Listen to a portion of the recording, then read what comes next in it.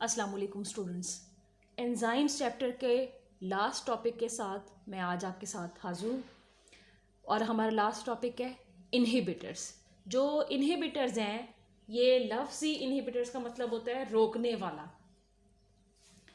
और इनहिबिटर से हमारी मुराद क्या है? इनहिबिटर्स से हमारी मुराद है वो तमाम केमिकल सब्सटेंसेस जो कि स्ट्रक्चर वाइज सिमिलर होंगे एक नेचुरल सबस्ट्रेट के, और एंजाइम की एक्टिव साइट पर सबस्ट्रेट के बजाय खुद अपने आप को बाइंड कर लेंगे और बाज़ दफ़ा ये उसकी साइट को डैमेज करके इस तरह से छोड़ देंगे कि मज़ीद दोबारा अगर सबस्ट्रेट आता भी है तो एंजाइम अपना रिएक्शन नहीं करेगा या उसको मुकम्मल तौर पर ब्लॉक कर देंगे।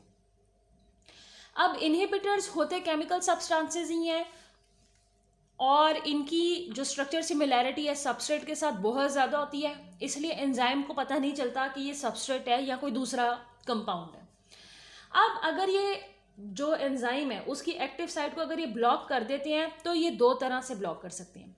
टेम्पोरेरली यानी थोड़ी देर के लिए ब्लॉक करेंगे, जिसकी वजह से जब एक्चुअल सबस्ट्रेट आएगा भी तब भी रिएक्शन कैटलाइज नहीं हो सकेगा।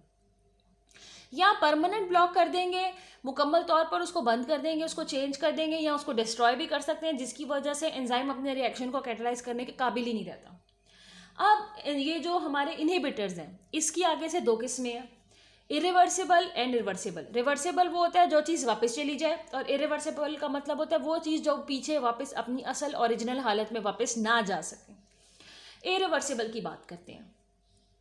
ऑक्यूपाई और destroy the active site and they form covalent bond. इसकी दो निशानी हैं।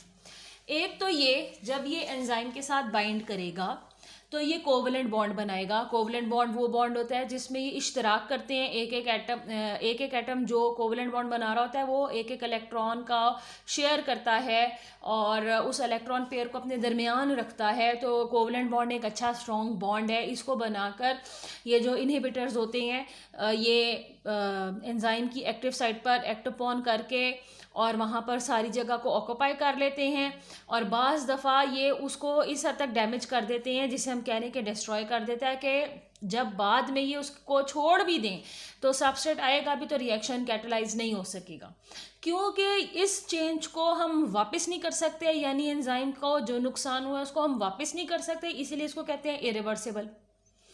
रिवर्सिबल वो इनहिबिटर्स होते हैं जो कि कोवलेंट बॉन्ड वगैरह नहीं बनाते बल्कि एटम्स और आइंस के दरमियान जो कि एक कंपाउंड में होते हैं उनके दरमियान में गिव एंड टेक चलता रहता है। इलेक्ट्रॉन्स को अपनी तरफ खींचने की, इलेक्ट्रॉन नेगेटिविटी की कुव्वत भी चलती रहती है, तो उसकी वजह से अट्रैक्शंस पैदा हो जाती हैं जिसमें नेगेटिव पॉजिटिव आइन को खींचता रहता है अपनी तरफ। तो ये जो अट्रैक्शंस होती हैं मुख्तलिफ तरह की, ये वीक लिंकेजेस कहलाते हैं। इसका मतलब है कि जो रिवर्सिबल इनहिबिटर है हमारा वो वीक जो है वो लिंकेजेस पैदा करेगा, लिंक पैदा करेगा एंजाइम के साथ, और इसके हम इफ़ेक्ट को न्यूट्रलाइज ख़त्म भी कर सकते हैं। यानी ऐसे जो हमारा रिवर्सिबल इनहिबिटर है इसको एंजाइम से हटाया भी जा सकता है, क्योंकि वीक लिंकेज है तो ये जो है टेम्परेरीली वहाँ पर मौजूद होगा, परमानेंट वहाँ पर मौजूद नहीं होगा।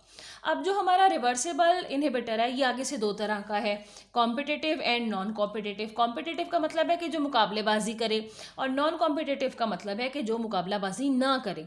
तो कॉम्पिटिटिव वो होता है जिसकी स्ट्रक्चरल सिमिलैरिटी सबस्ट्रेट के साथ बहुत ज़्यादा होती है, जो अपने स्ट्रक्चर में सबस्ट्रेट के बहुत पास होता है, जिसकी वजह से जो एंजाइम है उसको मालूम नहीं होता कि ये सबस्ट्रेट है या ये कोई दूसरा कंपाउंड है और इसको मुझे अवॉइड करना है। नॉन कॉम्पिटिटिव इनहिबिटर्स वो इनहिबिटर्स होते हैं जो कि एंजाइम की एक्टिव साइट के अलावा जो भी जगह उनको मिल जाती है, यानी site other than active site, वहाँ जाकर बॉन्डिंग कर लेते हैं, जिसकी वजह से एंजाइम में चेंज तो आता है। अब एक्टिव साइट मौजूद तो है लेकिन ऑलरेडी किसी दूसरी जगह पर इनहिबिटर जाके लग जाता है, तो उसकी वजह से जब असल सबस्ट्रेट आएगा भी तो रिएक्शन कैटलाइज नहीं होगा। अब ये जो हमारे इनहिबिटर्स हैं ये बहुत सारी किस्मों के हैं। साइनाइड बहुत हार्मफुल कंपाउंड है। पॉइजन्स मुख्तलिफ तरह के जहर जो जानलेवा भी साबित होते हैं।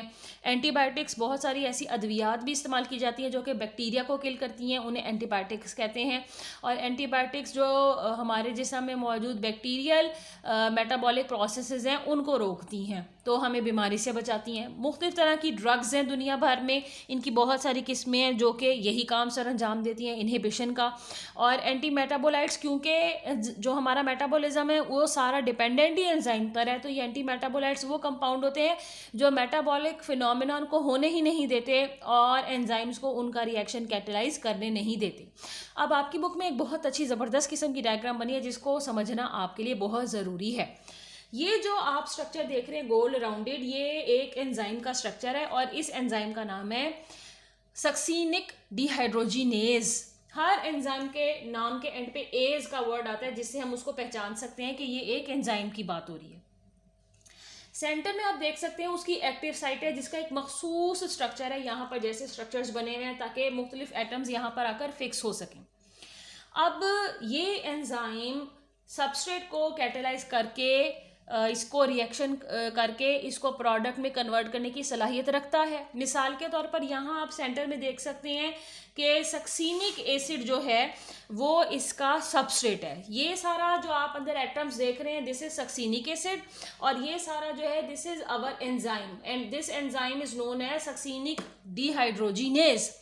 अब इस एंजाइम ने क्या किया, सक्सीनिक एसिड के 2 हाइड्रोजन एटम्स को यहाँ से डिटैच कर दिया, ये यहीं पर रह गए, और बाकी के जो कंपाउंड है उसको चेंज कर दिया फ्यूमेरिक एसिड में। तो सक्सीनिक एसिड हमारा सबस्ट्रेट हुआ, ये हमारा एंजाइम हुआ, ये हमारा फ्यूमेरिक एसिड प्रोडक्ट हुआ, और यहाँ आप देख सकते हैं कि 2 हाइड्रोजन्स की कमी है क्योंकि इस एंजाइम ने सक्सीनिक एसिड में से 2 हाइड्रोजन्स को, जो कि यहाँ आप देख रहे हैं, निकाल दिया है। इसलिए हम इस एंजाइम को कहते हैं डीहाइड्रोजिनेज, यानी कि हाइड्रोजन को निकालने वाला। तो आप देख सकते हो this is our enzyme, this is our substrate. इस वक्त ये दोनों इकट्ठे बाइंड हैं तो हम इसे कहते हैं enzyme substrate complex. This is our product and after the reaction is complete enzyme is free। अब साथ आप देख सकते हैं कि इसी एंजाइम की डायग्राम को दोबारा ड्रॉ किया गया है। उसकी सेंटर में आप एक्टिव साइट भी देख सकते हैं। आप देख सकते हैं कि इस वक्त उसमें मेलोनिक एसिड आकर लग गया है जो कि इस वक्त इनहिबिटर का काम कर रहा है।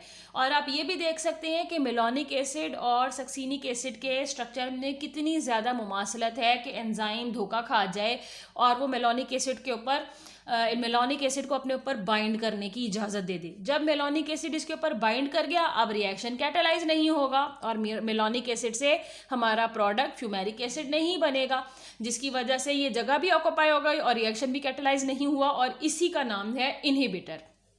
इसके साथ ही हमारा एंजाइम का चैप्टर ख़त्म होता है।